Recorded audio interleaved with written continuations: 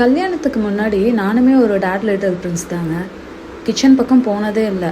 எதா இருந்தாலும் அம்மா செஞ்சு தருவாங்க. உட்காந்த இடத்துல சாப்பிட்டவ தான் நானும். ஆனால் இப்போ கல்யாணத்துக்கு அப்புறம் எல்லாமே நான் தான் பண்ணுறேன்.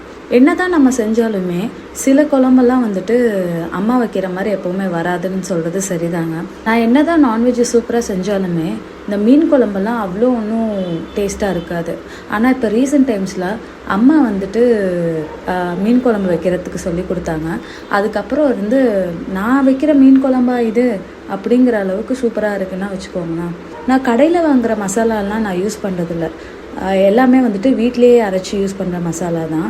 மீன் குழம்புக்கு கூட நான் இந்த வீடியோவோட ஸ்டார்டிங்கில் காட்டின சில பொருளை வச்சு மட்டும்தான் வறுத்து அரைச்சி இந்த மீன் குழம்பு வச்சுருக்கேன். மீன் குழம்பு பொறுத்த வரைக்கும் தேங்காவாக அரைச்சி ஊற்றுறத விட தேங்காய் பால் அரைச்சி ஊற்றி பாருங்கள், ரொம்பவே டேஸ்ட்டாக இருக்கும். இப்போல்லாம் நான் மீன் குழம்பு வச்சேன்னா ஒரு நாள் இல்லைங்க 2 நாள் ஆனால் கூட